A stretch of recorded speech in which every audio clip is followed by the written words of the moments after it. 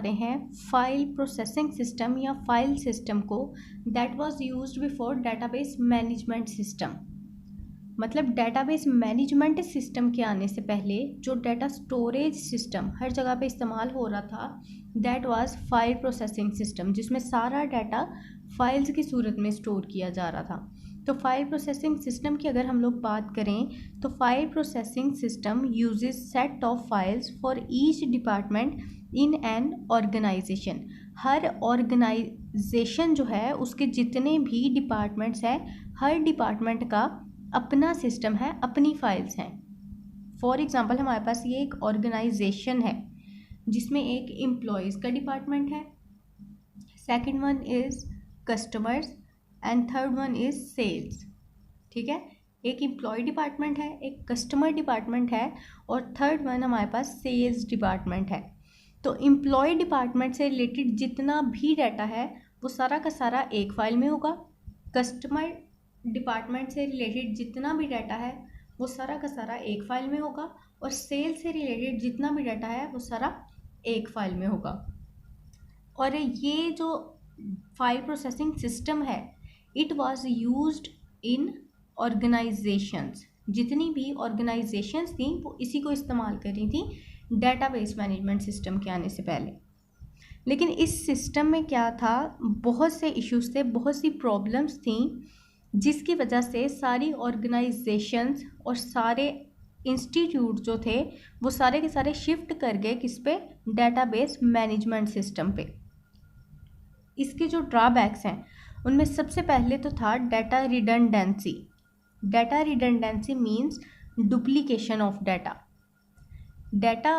अब data duplication कैसे है कि फाइल प्रोसेसिंग सिस्टम में ऐसे था कि अब फॉर एग्जांपल हमारे पास दो फाइल्स हैं, एक स्टूडेंट इंफॉर्मेशन, दूसरा लाइब्रेरी फाइल। ठीक है, अब स्टूडेंट का हमने यहाँ पे सारा डाटा रख लिया, उसका नेम रख लिया, रोल नंबर, एड्रेस। अब वही स्टूडेंट लाइब्रेरी से कोई बुक लेता है तो वहाँ पे भी हम क्या करेंगे, उसका रोल नंबर या हो सकता है नेम भी चीज़ें रख लेंगे। अब यहाँ पे क्या हुआ, duplication of data, that is called data redundancy. एक ही स्टूडेंट का डाटा हमारे पास दो फाइल्स में आ गया। उसके बाद हमारे पास सेकंड पॉइंट जो है दैट इज़ डाटा इनकंसिस्टेंसी। अब डाटा इनकंसिस्टेंसी जो है it is caused bye data redundancy. ठीक है, डाटा रिडंडेंसी हुई है उसकी वजह से डाटा इनकंसिस्टेंसी हुई है। क्यों? क्योंकि यहाँ पे डाटा डुप्लीकेट हो गया। दो फाइल्स में सेम स्टूडेंट का डाटा है। अब हो सकता है कल को वो स्टूडेंट कहीं और शिफ्ट हो जाए तो उसका एड्रेस चेंज हो जाए, और जब उसका एड्रेस चेंज होगा तो यहाँ पे ये भी पॉसिबिलिटी है कि स्कूल में जो उसका बायोडाटा है उसमें एक फ़ाइल में उसका एड्रेस चेंज हो जाए, मे बी दूसरी फाइल में उसका एड्रेस चेंज ही ना हो। तो यहाँ पे फिर प्रॉब्लम होगी, जब उस स्टूडेंट का डाटा निकालेंगे तो दोनों फाइल्स में उसका एड्रेस जो क्या होगा, डिफरेंट होगा। तो फिर डाटा क्या हो गया, इनकरेक्ट हो गया यहाँ पे। उसके बाद अगला पॉइंट हमारे पास है lack of flexibility. It means कि ये फ्लेक्सिबल नहीं है because it can take a lot of time to collect the data from different files and write programs to produce desired data. यानी कुछ भी डाटा हमें अगर लेना है किसी स्टूडेंट से रिलेटेड, किसी एम्प्लॉय से रिलेटेड या किसी कस्टमर से रिलेटेड, तो हमें क्या करना होगा कि पहले तो उस फाइल को ढूंढना पड़ेगा, फिर उस फाइल में से डाटा ढूंढने में भी बहुत टाइम लगेगा। तो ये क्या था, इसका एक मेजर इशू था कि इस पर बहुत ज़्यादा टाइम लगता था। उसके बाद अगला पॉइंट हमारे पास है इंटेग्रिटी इशू। अब integrity means reliability and accuracy of data. तो इंटेग्रिटी इश्यूज इसमें क्या थे कि अब डेटाबेस मैनेजमेंट सिस्टम जो है it is a computerised record keeping system. तो इसमें कुछ कंसिस्टेंसी कॉन्स्ट्रेंट्स हैं, मतलब कुछ रूल्स हैं जो हमें फॉलो करने हैं। फॉर एग्जांपल अगर रोल नंबर का डाटा है, रोल नंबर या मार्क्स, तो ये न्यूमेरिकल डाटा होना चाहिए। और डेटाबेस मैनेजमेंट सिस्टम में क्या होता है कि हम एक फील्ड का डाटा टाइप उसको डिक्लेयर करते ही डिफाइन कर देते हैं। यानी अगर हम रोल नंबर फील्ड डिक्लेयर करेंगे तो हम इसकी डाटा टाइप भी बताएंगे, दैट विल न्यूमेरिक।